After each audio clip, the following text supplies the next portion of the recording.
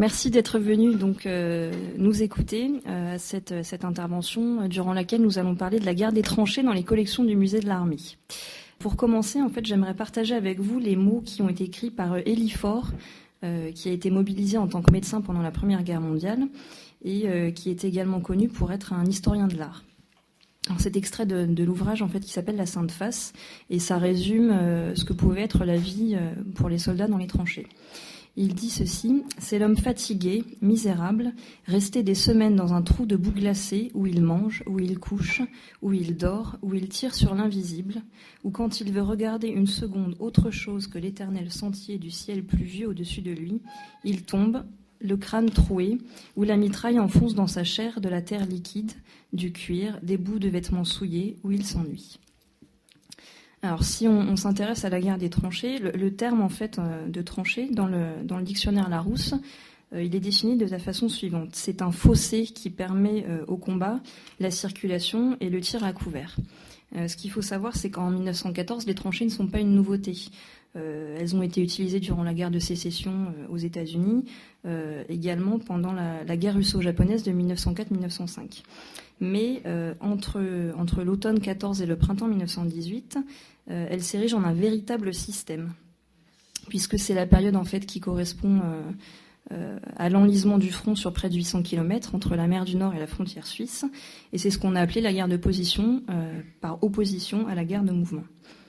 Si on revient un petit peu sur le musée de l'Armée, il est né en 1905 de la fusion de deux institutions qui lui étaient préexistantes, à savoir le musée historique de l'Armée et le musée de l'artillerie. C'est une institution qui se veut dès sa création un lieu en fait où on va conserver l'histoire et la mémoire des unités de l'armée de terre française. Et dès le début de ce conflit, qu'on n'appelle pas encore bien sûr la Première Guerre mondiale, la direction et les personnels du musée en fait s'efforcent de collecter des œuvres, que ce soit des œuvres iconographiques ou des objets, des uniformes qui vont raconter cette guerre. Vous avez ici d'ailleurs, alors c'est pas uniquement des objets qui rentrent dans les collections, ça peut être des trophées aussi. Vous avez ici à l'écran une photo qui représente de l'artillerie allemande exposée dans la cour d'honneur des Invalides. Donc il existe plusieurs façons de voir ou de représenter les tranchées, suivant qu'on est un soldat ou un civil, suivant que l'on combat dans les tranchées ou un peu plus à l'arrière du front. On va tenter là, durant les prochaines minutes avec Laetitia de vous montrer différents regards. Alors on a sélectionné également des objets, il n'y a pas que des représentations picturales. Une précision, nous allons traiter principalement du front ouest, c'est-à-dire du front situé sur les territoires français et belges, sachant qu'il y a également des tranchées sur le front italien et sur le front des Dardanelles. Mais voilà, il fallait choisir un cadre géographique, donc on a plutôt choisi le front franco-allemand. Et bien sûr, on va vous parler de la période de la guerre des tranchées, donc automne 1914, printemps 1918.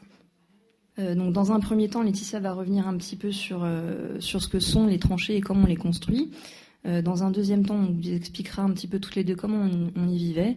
Et pour finir, on reviendra un petit peu sur ce que signifiait combattre dans les tranchées.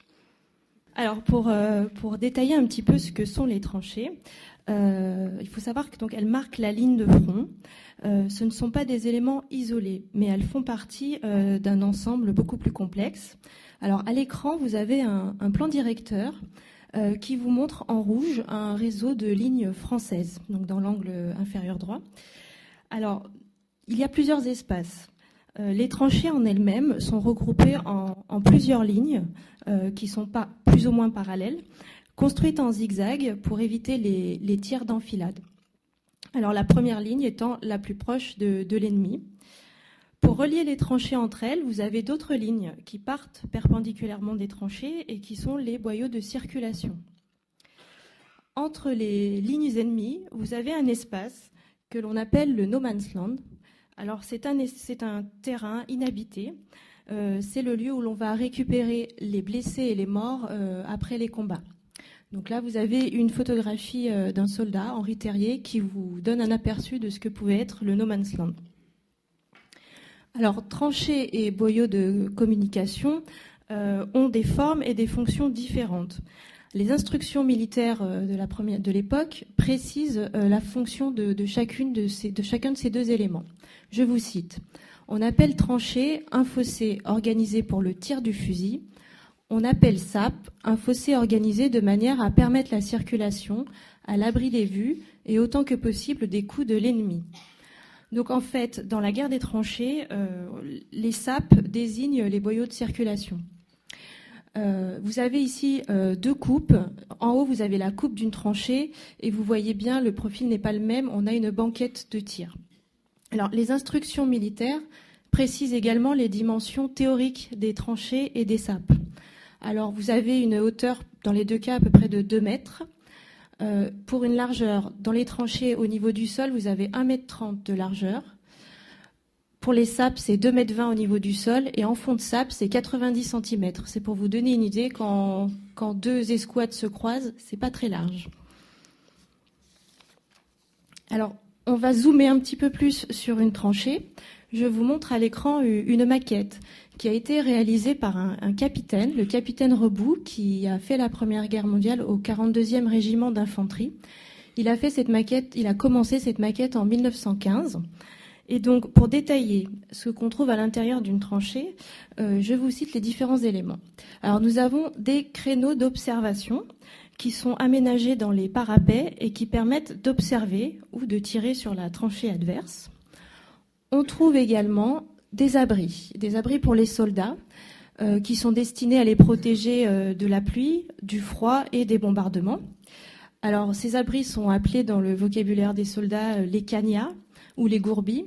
Ils vont du simple trou creusé dans la paroi, dans lequel on peut à peine s'abriter, à des abris beaucoup plus sophistiqués et complètement souterrains.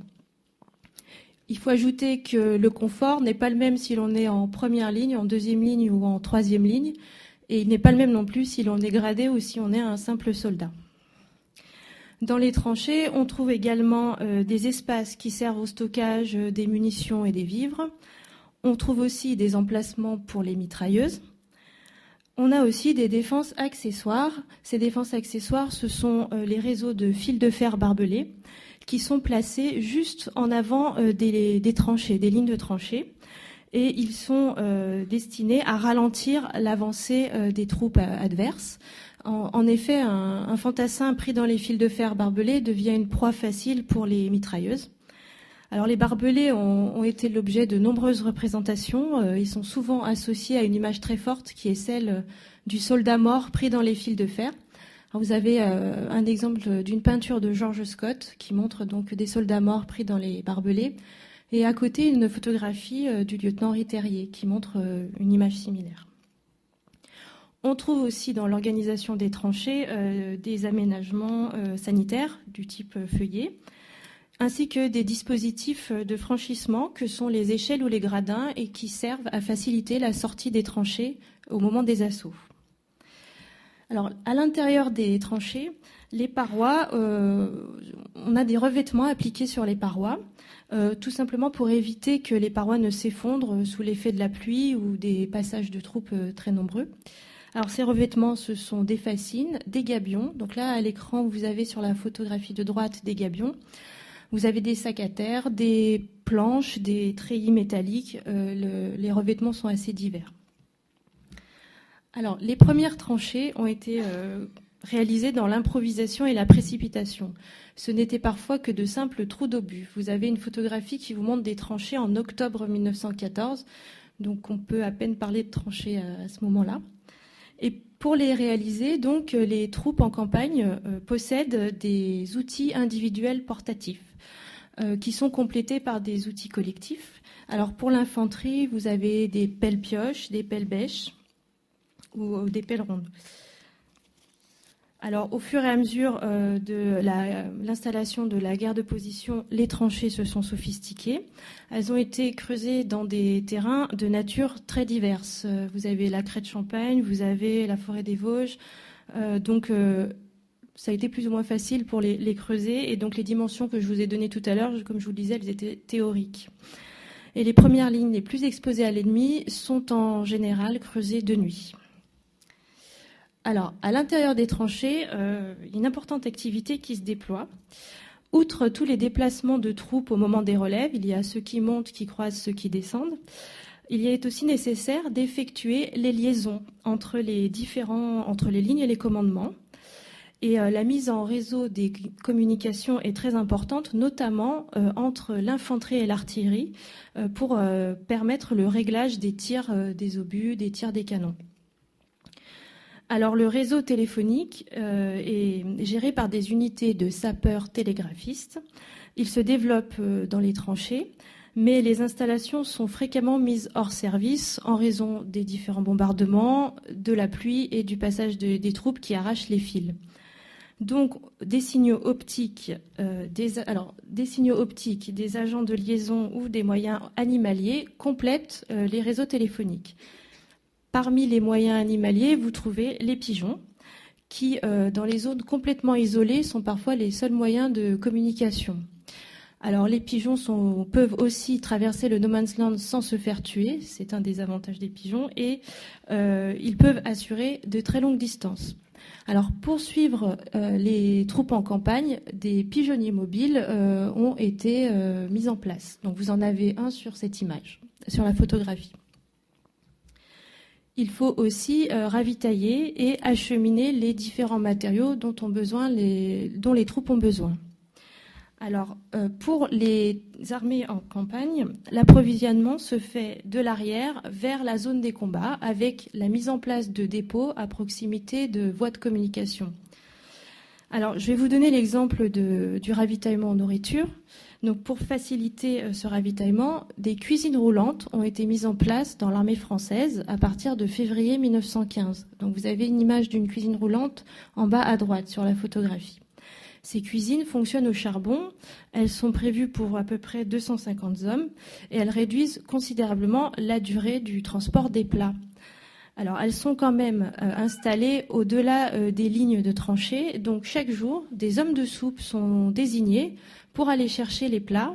Alors parfois il faut faire plusieurs kilomètres, parfois sous les bombardements, donc la soupe arrive rarement chaude aux premières lignes.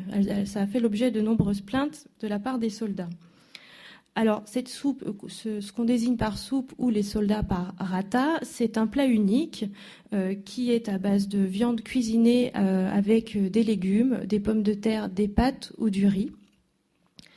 Les hommes de soupe sont aussi chargés d'amener les boules de pain, l'eau et le fameux pinard jusque dans les premières lignes. Donc vous avez sur l'image à gauche 2 soldats dans la tranchée portant les gourdes qui sont en train d'amener le repas vers les premières lignes. Alors les tranchées et l'enterrement des combattants ont pour conséquence la mise au point de nouvelles stratégies d'observation de l'ennemi. Alors c'est ce que nous allons voir tout de suite. Alors on va observer depuis 2 points de vue, depuis les tranchées en elles-mêmes, mais aussi depuis le ciel.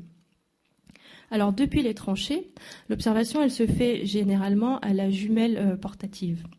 Mais d'autres appareils optiques ont connu une grande popularité, comme ce périscope de tranchée, qui est exposé actuellement dans l'exposition Vue du front, qui est au 3e étage. Et donc, le principe en est simple. Il permet d'observer l'extérieur de la tranchée tout en restant à l'abri, grâce à un jeu de miroirs qui se réfléchissent l'un dans l'autre. Le système a aussi été adapté sur des fusils. Alors, autre moyen de reconnaissance des positions ennemies, l'observation aérienne. Elle se fait depuis un avion ou depuis un ballon captif. Donc, vous avez à droite un ballon captif, à gauche une image prise d'un avion. Alors, les vues aériennes permettent de repérer les mouvements de troupes inhabituels. Elles permettent également d'aider à l'orientation des réglages de tir d'artillerie. Elles permettent aussi de repréciser le tracé du front sur les cartes, grâce à la photographie aérienne qui connaît un grand développement au cours de ce premier conflit mondial.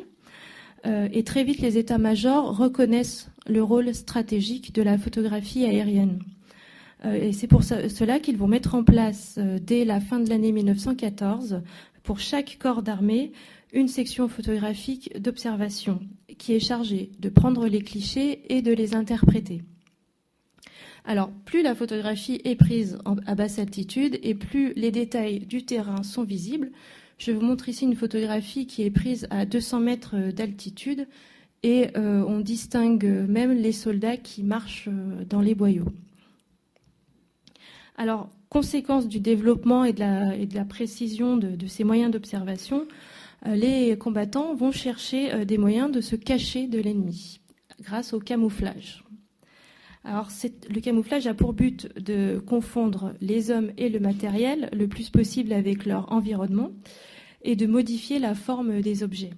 C'est à la fois un outil stratégique et une technique de dissimulation. Alors, la section de camouflage est créée le 14 août 1915. Elle est dirigée par un peintre qui s'appelle Lucien Victor Guirand de Sévola. Et parmi ses effectifs, on comprend des illustrateurs, des décorateurs de théâtre, des peintres, à l'image de Jean-Louis Forain, que vous avez à l'écran, qui est en train de camoufler une pièce d'artillerie. On crée aussi des leurres. Et là, je vous montre sur cette photographie un arbre factice qui sert d'observatoire. Donc, à la base, il y avait bien un arbre réel. Et on connaît un petit peu l'histoire puisque la personne qui a pris cette photographie a aussi précisé dans ses carnets que un employé de l'opéra était venu faire le relevé exact de l'arbre réel et qu'ensuite l'arbre a été abattu et remplacé par un faux arbre dans lequel un poste d'observation était désormais installé. Donc après nous être intéressés à l'architecture des tranchées et à leur organisation générale, on va maintenant s'intéresser aux soldats des tranchées. Alors, en 14-18, tout homme qui a entre 20 et 48 ans est susceptible en fait de faire partie de l'armée d'active, de l'armée territoriale ou bien de leur réserve. En France, on estime à environ 8,5 millions le nombre d'hommes qui ont été mobilisés. Et ça comprend à peu près 600 000 hommes qui ont également été mobilisés dans les colonies. Dans une certaine mesure, en fait, la guerre est un lieu et un espace de brassage social, puisque dans les tranchées qui sont un espace quand même très exigu, vont cohabiter des hommes d'âges différents, de milieux socio-professionnels différents, d'horizons géographiques différents. Et vous avez en fait dans les tranchées une véritable société qui se recrée avec ses groupes, ses codes, son argot. Ça ne veut pas dire en fait que les hiérarchies héritées de l'arrière n'existent plus. Au contraire, elles y sont également transposées, mais les deux se mélangent. Sur ces 8,5 millions d'hommes, tous n'ont pas connu le front, les premières lignes et les tranchées, ni de la même façon. Il faut également ajouter que le terme qu'on utilise aujourd'hui beaucoup pour désigner ces soldats des tranchées, le terme de poilu, c'est un terme en fait d'argot qui vient de l'arrière. Ce n'est pas un terme qui est employé par les soldats eux-mêmes, du moins au début. C'est un terme qu'on retrouve après dans la littérature, mais le terme à l'origine vient de l'arrière. Enfin, dernier élément qu'on peut souligner sur ces soldats, c'est que dans certaines parties du front en fait sont tenues par des soldats d'origine étrangère, c'est-à-dire que vous avez bien évidemment le corps expéditionnaire britannique, donc composé de soldats écossais, irlandais. Vous avez des Canadiens, vous avez aussi des soldats indiens qui sont parmi les premiers à être arrivés au front. Mais également des soldats sud-africains, qu'ils soient blancs ou noirs d'ailleurs, bien qu'ils ne combattent pas dans les mêmes corps. Bien sûr, vous avez des Américains à partir de 1918 et il y a également eu une brigade russe. Donc il y a une très grande variété de nationalités représentées. Alors à quoi ça ressemble un soldat dans les tranchées ? Vous avez ici plusieurs représentations. Donc la première est l'œuvre de Raymond Desvareux et les deux suivantes sont l'œuvre de Maurice Mahut qui était l'un des peintres attitrés de la Légion étrangère. Donc on voit bien que ces deux images sont différentes. Alors la troisième en fait représente un soldat colonial. Les principales évolutions en fait que l'on peut noter sur ces différentes représentations, c'est d'abord une tentative d'être moins visible. En 14, les soldats ont leur fameux pantalon rouge Garance, ce qui est quand même très très visible.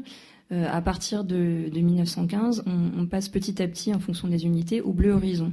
Alors ça reste visible, ça l'est bien moins que le rouge Garance, mais on n'est pas encore au niveau des uniformes allemands qui sont vert de gris, qui sont quand même plus discrets. Le deuxième élément qu'on peut noter, en fait, c'est une protection plus importante de la tête, notamment contre les pièces d'artillerie, puisqu'en 14, les soldats partent au front avec un képi, donc qui est constitué de tissu, et petit à petit, il est remplacé par le cascadrian, donc vous avez là sur les deux images postérieures. Je fais rapidement un saut sur cette image-là. Là, vous voyez également un soldat qui est habillé pour l'hiver. Il a une peau de mouton qui est réglementaire, avec d'autres effets qui ont probablement été tricotés, qui étaient des effets personnels et qui proviennent de l'arrière. Si je reviens sur la première image, vous voyez également ici, vous voyez les ceinturons et les cartouchières. Là, dans le havresac, vous voyez le manche d'une pelle de tranchée. Alors, le barda, qu'est-ce que c'est ? C'est l'ensemble en fait des objets qui soient réglementaires ou personnels que le soldat garde avec lui. Donc, ça comprend bien évidemment des vivres, des vêtements de rechange, des outils portatifs, mais vous avez également tous les objets personnels du soldat qu'il garde. Alors, ça peut aller du nécessaire de rasage, au mouchoir, au stylo et au papier, à l'encre pour écrire. Vous avez également compris dans le barda le fusil. Alors ici, vous avez un fusil Lebel, qui était l'arme de base en fait des fantassins français pendant la Première Guerre mondiale. C'est un fusil qui a été mis au point en 1886, modifié en 1893, qui est assez efficace, mais qui a néanmoins deux inconvénients. Le premier, c'est sa taille, puisque quand la baïonnette en fait est montée sur le fusil, ça fait 1m70. Donc si vous vous rappelez un petit peu les dimensions qu'on vous a données pour les tranchées, c'est pas pratique à utiliser un Lebel dans les tranchées. Et le deuxième problème, c'est son poids, puisque avec la baïonnette, il peut peser jusqu'à 4,8 kg, ce qui le rend assez lourd à porter et pas toujours maniable. Alors, il faut souligner également que l'expérience que vont avoir les soldats dans les tranchées, elle varie suivant un certain nombre de facteurs. Alors, le premier de ces facteurs, c'est l'arme dans laquelle le soldat sert. Les unités qui sont en première ligne, en fait, ce sont les unités d'infanterie et le génie, puisque le génie est chargé de l'entretien des tranchées. Donc, en proportion et en valeur absolue, en fait, ce sont les armes qui ont le plus souffert, qui ont eu le plus de pertes. Le deuxième aspect, c'est le secteur dans lequel sont stationnés les soldats. Alors, un secteur, il est dangereux ou pas. Sachant qu'un même secteur peut devenir dangereux pouvait être dangereux et peut basculer dans un calme qui reste toujours relatif, bien évidemment, assez rapidement. Le secteur calme est bien sûr celui qui est prisé des soldats. La dangerosité, elle est due à plusieurs facteurs. Donc, bien évidemment, la proximité des combats. La saison peut rendre un secteur difficile quand vous êtes aux Éparges en 1915. Maurice Genevoix a de très belles lignes pour décrire la boue. Si vous allez dans les salles du musée de l'armée, il y a une pièce en fait qui est une capote qui est pleine de boue, qui est exposée comme ça dans les salles, et c'est une capote qui provient la boue provient des éparges. Et le dernier aspect, c'est le relief du terrain. Laetitia vous disait que tout à l'heure qu'on ne creuse pas les tranchées de la même façon suivant l'espace. C'est vrai également de la dangerosité. Enfin, le dernier argument, le dernier facteur qui joue beaucoup dans l'expérience qu'ont les soldats des tranchées, c'est le poste dans lequel ils servent. Tous ne montent pas en première ligne dans les tranchées, et certains sont même amenés à développer ce qu'on pourrait appeler des stratégies d'évitement, pour éviter en fait de se retrouver en première ligne. Ça peut être des stratégies de plusieurs ordres. Vous pouvez par exemple devancer la pelle, ce qui vous permet de choisir l'arme dans laquelle vous allez servir. Donc vous avez ici à l'écran deux armes qui sont considérées par les soldats comme étant moins dangereuses, entre guillemets. Vous avez l'artillerie lourde à gauche, puisque les batteries sont le plus souvent situées en deçà des premières lignes. Et vous avez également l'aviation, qui est considérée comme une arme qui est moins dangereuse. Une autre de ces stratégies d'évitement, c'est ce qu'on appelle obtenir un filon. Alors un filon, qu'est-ce que c'est ? C'est un poste en fait qui va être moins exposé, parce que situé donc à l'arrière, ça peut être un poste administratif, un poste de traducteur, un poste de chauffeur, etc. Dans certains cas, pour éviter le front, Ça peut aller jusqu'à l'automutilation ou à la tentative de tomber malade. Mais ce qui est important de rappeler, en fait, c'est que ces stratégies qui peuvent être mises en place par certains soldats, c'est jamais fait de gaieté de cœur, parce que le risque, c'est toujours de passer pour un embusqué du front. Tels sont les termes qui sont employés par les soldats. Et Henri Barbus le dit bien dans Le Feu. Le risque, en fait, c'est toujours d'être l'embusqué de quelqu'un. On est toujours l'embusqué de quelqu'un d'autre, en fait. Le point commun, en fait, de l'expérience de ces soldats dans les tranchées, c'est qu'ils voient leur passage dans les tranchées comme étant l'occasion de faire ce qu'ils appellent leur métier, c'est-à-dire se battre. C'est vraiment le terme qui est employé par les soldats, ce terme de métier. On va vous expliquer maintenant un petit peu plus en détail ce que pouvait être le quotidien dans ces tranchées.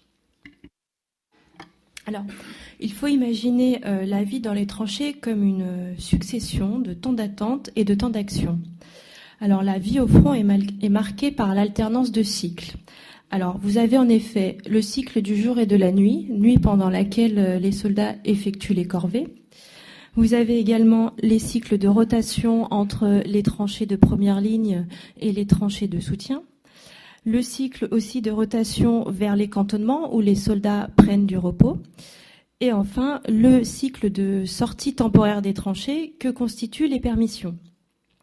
Alors, juste pour dire 2 mots rapides sur les permissions. Les premières permissions sont accordées en juillet 1915. Auparavant, il y avait eu des permissions dites agricoles. Mais la mauvaise gestion de ces permissions au cours de l'année 1915-1916 a entraîné un fort mécontentement chez les soldats. Et le 1er octobre 1916, un nouveau règlement est entré en vigueur qui donne droit à 7 jours de permission aux soldats tous les 4 mois. Et à partir de l'arrivée de Philippe Pétain à la tête des armées en 1917, le système de permission va être rationalisé et Pétain s'est assuré du bon fonctionnement de ces permissions. Alors, l'immersion dans les tranchées altère complètement les repères spatio-temporels. La tranchée est un environnement très difficile physiquement et moralement. Alors, par exemple, les soldats doivent affronter quotidiennement des visions de corps blessés, de corps morts. Le bruit est particulièrement traumatisant pour les soldats, bruit des explosions, bruit des bombardements. Et je voudrais juste vous livrer le témoignage de Louis-Ferdinand Céline à propos du bruit. Il dit « Après ça, rien que du feu, et puis du bruit avec. Mais alors, un de ces bruits, comme on ne croirait jamais qu'il en existe. On en a eu tellement plein les yeux, les oreilles, le nez, la bouche, tout de suite du bruit, que je croyais bien que c'était fini, que j'étais devenue du feu et du bruit moi-même. » Alors, à chaque saison est associé aussi son lot de difficultés. Le froid en hiver, la chaleur en été, la boue en automne et au printemps. Il faut ajouter la promiscuité de la vie dans les tranchées et les autres pensionnaires indésirables que sont les rats, les poux, les fameux totaux contre lesquels il faut lutter sans cesse, ou tout autre animaux qui sont chassés par la guerre. Alors vous avez beaucoup de chats et de chiens aussi qui vivent dans les tranchées et qui sont parfois récupérés par les soldats et qui deviennent leurs mascottes. Alors, hors des temps de combat, la vie dans les tranchées connaît un ralentissement. Elle est marquée par l'attente et les soldats vont combler ces moments d'attente par divers moyens et par diverses activités et qui vont aussi leur permettre de s'affranchir du monde du combat. Alors, parmi ces activités, l'écriture et la lecture ont une fonction primordiale. La correspondance accompagne les soldats chaque jour. Prendre la plume est un moyen de rassurer sa famille. Recevoir des nouvelles de sa famille ou de marraines de guerre apporte aussi un certain réconfort pour les soldats. Alors concrètement, concernant la correspondance, la franchise militaire a été mise en place dès le début de la guerre, le 3 août 1914. Et la censure veille au contenu des courriers et s'assure aussi du moral des soldats en les ouvrant. Alors, d'autres soldats ont préféré écrire des carnets. Mémoire intime, le carnet manuscrit échappe à tout récit officiel et il offre une expérience vécue différente. Alors, vous avez à l'écran la page d'un journal qui a été rédigé par René Liron. René Liron était un ingénieur en chimie avant la guerre Il a été mobilisé dans un régiment d'artillerie de campagne et de son arrivée au front en juin 1915 jusqu'à sa démobilisation en août 1919, il a écrit pratiquement chaque jour son quotidien, les longues marches des soldats, son humeur du jour. Il a décrit les tranchées, il a décrit ses camarades dans 5 carnets qui sont conservés au musée de l'armée et qu'il a accompagnés également de photographies. Alors, la presse de l'arrière parvient jusque dans les premières lignes. Parmi les titres les plus représentés, Le Petit Parisien, Le Matin ou encore La Vie parisienne. Mais elle n'est pas la seule disponible dans les tranchées. Les soldats rédigent aussi des journaux, qu'on appelle les journaux de tranchées, qui sont là pour aussi se réapproprier de son expérience de guerre. Et le contenu de ces journaux comprend des articles, des anecdotes, des petites annonces, des poèmes, des illustrations. Plus de 400 titres ont vu le jour pendant la Première Guerre mondiale. Et la production, le contenu, le nombre de pages et les tirages sont variables en fonction des journaux. Ils vont de la simple page recopiée à la main à des journaux de plusieurs pages imprimés et illustrés. Alors, je vous mets à l'écran une illustration de Pierre Baudry qui est dans un carnet. Et le musée de l'armée possède un carnet de Pierre Baudry qui comprend plusieurs illustrations. Et on regarde la page imprimée du journal de tranchée qui s'appelle Le Gafouilleur, organe de la mitraille. Alors, c'est une publication du 12e régiment de cuirassiers, régiment auquel appartenait Pierre Baudry. Et Pierre Baudry en était le principal illustrateur. Il a aussi écrit des articles dans ce journal. Ce journal a été publié entre 1916 et 1918. Il comprenait entre 4 et 8 pages. Ça variait selon le numéro. Au total, il y a eu 48 numéros. Et la publication de ce titre s'est arrêtée avec la mort de son illustrateur, car Pierre Baudry est mort au combat le 29 mai 1918. Alors, moment de détente et de camaraderie, les divertissements aussi permettent de se soustraire un instant de l'environnement brutal de la tranchée. Alors, parmi ces divertissements, les jeux de cartes, comme celui très répandu de la manille ou autres jeux de société, accompagnent donc les soldats jusque dans les tranchées. L'artisanat de tranchées occupe également un bon nombre de soldats qui fabriquent des petits objets à partir de matériaux récupérés sur le champ de bataille. Alors, c'est du métal, du bois, de l'argile ou des os d'animaux. Alors, cette production est destinée aux proches en général. Ils sont façonnés avec des outils reçus de l'arrière ou trouvés. Et ces objets sortent tout droit de l'imagination donc des soldats. Ils racontent et personnalisent leur guerre. Ils expriment aussi parfois un lien affectif ou un rapport avec l'adversaire, comme cette canne que vous avez à l'écran et qui représente le prince héritier de l'Empire allemand. Alors, il y a une typologie variée d'objets. Donc, vous avez une canne à l'écran, des bagues. Il y a aussi des coupes papier, des vases. Vraiment, c'est assez varié. Alors, les soldats, pendant leur moment d'attente, ont aussi pratiqué une autre activité qui est la photographie, munis d'un petit appareil portatif. Alors, il faut savoir qu'il y avait une interdiction faite aux combattants d'utiliser un appareil personnel dans la zone des armées. Bon, cette interdiction a rarement été respectée. Et donc, je vous mets à l'écran un petit appareil photographique qui était un modèle assez en vogue dans les tranchées. C'est un appareil fabriqué par la firme Kodak le modèle est le Vest Pocket. Donc, c'est un appareil à soufflet qui est muni d'une pellicule à rouleau. Et quand il est plié, il prend très peu de place. Donc les soldats ont pris des photographies des portraits de camarades. Ils ont aussi pris des scènes de la vie quotidienne dans les tranchées.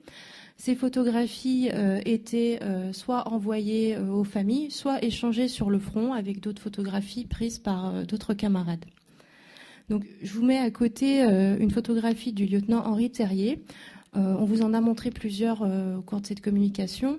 Le lieutenant Terrier était avocat à Paris avant la guerre. Il a été mobilisé dans un régiment d'infanterie et au cours du conflit, il a réalisé plus de 500 photographies que le musée de l'armée conserve aujourd'hui sous forme de négatifs et aussi sous forme de tirages positifs montés dans des albums. Et ces photographies ont essentiellement été prises entre 1914 et 1915 dans la région de l'Aisne et dans l'Oise.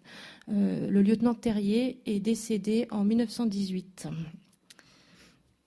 Alors, d'autres pratiques amateurs, celles du dessin, qui permettent aussi de croquer la vie quotidienne dans les tranchées.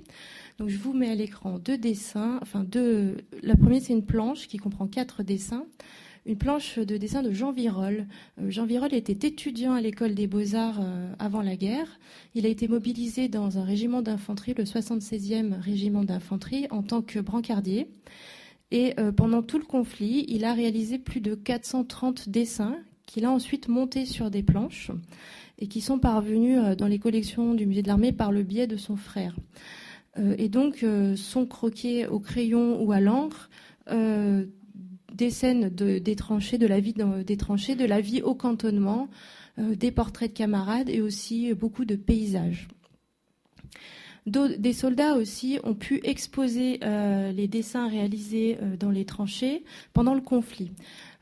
C'est ce qui s'est passé pour Georges Victor Hugo, donc un nom assez connu, c'est le petit-fils de Victor Hugo, qui était trop âgé pour être mobilisé, mais s'est engagé volontairement. Il a été agent de liaison en Champagne, notamment en 1915, pendant les attaques de Champagne.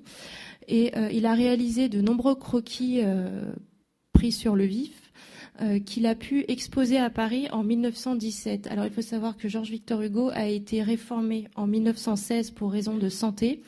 Et c'est après avoir été réformé qu'il s'est occupé d'exposer ses dessins à Paris. Alors, il faut préciser que ces pratiques amateurs ne sont pas les seules dans la zone des armées.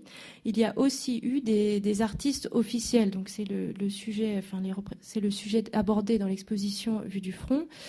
Et parmi ces artistes officiels, des photographes et des peintres. Je vais essentiellement vous citer les artistes qui faisaient partie du service des peintres aux armées, car c'est une initiative prise par le musée de l'armée et son directeur de l'époque, le général Niox. Donc la création date de novembre 1914. Les premières missions sont parties en décembre 1914. Et donc des peintres accrédités ont pu accéder aux zones des armées pour représenter la guerre. Ces œuvres ont ensuite été exposées au musée de l'armée donc dès février 1915 dans la salle dite des trophées. Et souvent, les artistes ont fait don de leurs œuvres au musée. Et ces œuvres ont constitué le noyau de la collection iconographique du musée de l'armée. Alors, il faut savoir que les artistes envoyés sur le front n'étaient pas mobilisables. Ils étaient dégagés de toute obligation militaire et que c'était des missions sans caractère officiel. Il y aura eu d'autres missions avec un caractère officiel, des missions des peintres aux armées missionnées par le sous-secrétariat d'État aux Beaux-Arts. C'est un point qui est développé davantage dans l'exposition. Alors, si les combattants ont la possibilité de se divertir, donc là je vous mets des productions par le service des peintres aux armées qui date de 1915, une de Jean-Jacques Berne-Bellecour et une autre de Léon Broquet. Donc, outre ces moments d'attente, l'anxiété du prochain départ reste présente sans cesse à l'esprit des soldats, car le combat est toujours présent à leur esprit. Donc on va vous expliquer un petit peu comment se déroulent les combats dans les tranchées. Alors, on disait tout à l'heure qu'à l'automne 14, en fait, le front s'est figé. Pourquoi est-ce que le front se fige ? Eh bien, c'est principalement parce que les 3 éléments que sont le choc, le feu et le mouvement ne sont pas réunis ensemble. Ça a été une vraie surprise pour les états-majors à l'époque, puisque la croyance en une guerre courte était assez largement répandue. Ça ne veut pas dire que c'était la position dominante, hein. Il y avait des voix qui s'étaient élevées contre, mais c'était une position qui était largement partagée. Donc la défensive prend le pas sur l'offensive, c'est ce qu'on appelle la guerre de position. Et dès lors, en fait, le but des états-majors va être de percer le front. Alors pour percer le front, il faut lancer des assauts. Donc les assauts sont de plusieurs types. Vous avez des assauts de grande envergure, comme par exemple la Somme, la Champagne, etc. Mais vous avez également des assauts qui sont plus limités sur le plan géographique, qui sont à une échelle plus limitée. Ça répond à des buts qui ne sont pas tout à fait les mêmes. Dans le premier cas, pour les assauts de grande envergure, il s'agit de percer le front. Dans le deuxième cas, il s'agit pour les états-majors à la fois d'entretenir la combativité des soldats, mais également aussi de maintenir une certaine discipline et de contrôler le moral. Alors, un assaut est précédé de préparatifs, donc ça va être la suspension des permissions, un ravitaillement en matériel, des relèves de soldats, des mouvements de troupes, etc. Et ces éléments, en fait, les soldats les plus expérimentés savent en fait les repérer et les interpréter. Ils savent que ces éléments en fait annoncent ce qu'ils appellent un grand coup. Ensuite, vous avez ce qu'on appelle la préparation d'artillerie, c'est-à-dire que les batteries d'artillerie légères et lourdes vont pilonner les tranchées ennemies en face dans le but de les bouleverser. L'assaut en lui-même, donc ici vous avez une sortie de tranchée, c'est souvent quelque chose qui est très rapide et d'une très grande violence. Bon là, la représentation ne le montre pas vraiment, mais il faut imaginer que ces soldats qui sortent de la tranchée vont devoir courir donc sous le feu des mitrailleuses ennemies et de l'artillerie ennemie. Il faut traverser le no man's land avec tous les obstacles qui y sont disposés, que ce soit les barbelés, les trous. Il faut faire abstraction des corps des morts qui peuvent ne pas avoir été emmenés et enterrés. Vous avez des camarades qui tombent blessés à côté. Et s'ils parviennent à traverser le no man's land, il faut prendre d'assaut la tranchée ennemie. Alors parfois, dans la tranchée ennemie, il reste forcément des ennemis, et l'artillerie n'a pas toujours réussi à bouleverser les tranchées. Alors là, vous avez une autre attaque. C'était pas celle-là que je cherchais. Voilà. Donc je vais vous lire quelques lignes en fait de Blaise Cendrars dont j'ai tué pour vous décrire un petit peu un assaut, parce que c'est des lignes qui sont très parlantes. Elles sont connues, hein, mais elles sont vraiment très parlantes. Il écrit « Me voici, les nerfs tendus, les muscles bandés, prêts à bondir dans la réalité. J'ai bravé la torpille, le canon, les mines, le feu, les gaz, les mitrailleuses, toute la machinerie anonyme, démoniaque, systématique, aveugle. Je vais braver l'homme, mon semblable, un singe, œil pour œil, dent pour dent. À nous deux maintenant, à coups de poing, à coups de couteau, sans merci. Je saute sur mon antagoniste. Je lui porte un coup terrible. La tête est presque décollée. J'ai tué le Boche. J'étais plus vif et plus rapide que lui, plus direct. J'ai frappé le premier. J'ai le sens de la réalité, moi, poète. J'ai agi, j'ai tué, comme celui qui veut vivre. » Alors, une fois que les soldats ont réussi à prendre d'assaut la tranchée ennemie, le plus dur, en fait, c'est de conserver l'avantage. Et souvent, cet avantage, il est difficile à conserver, faute de relève et puis de relève en hommes et en matériel. Et en vérité, si vous regardez les deux cartes du front, j'ai été trop loin, vous voyez que notamment, en fait, pendant toute la période de la guerre de position, ce sont les traits là qui sont en jaune, orange et en marron. À ce niveau-là, vous voyez en fait que la carte du front, elle a très peu bougé en fait en 3 ans et demi. Ça illustre. Albert Londres a des mots assez justes là-dessus pour décrire cette réalité. Il dit ainsi 50 jours d'eau, de feu, de canon, de navires, 50 jours de gestes immenses, de cris sublimes, d'âmes qui montent, 50 jours d'une des plus grandes batailles de 1914. On a gagné 1 kilomètre. L'assaut représente en fait ce que les soldats craignent le plus, mais selon les historiens, en fait, assez paradoxalement, ça ne représente pas la majorité du temps qu'ils ont passé dans les tranchées. Alors, vous avez d'autres formes de combat en fait qui sont spécifiques aux tranchées. C'est ce qu'on appelle un nettoyage de tranchées. Alors, qu'est-ce que c'est ? Et en fait, ça désigne les opérations par lesquelles des détachements qui ont été spécifiquement formés vont éliminer les éléments de résistance.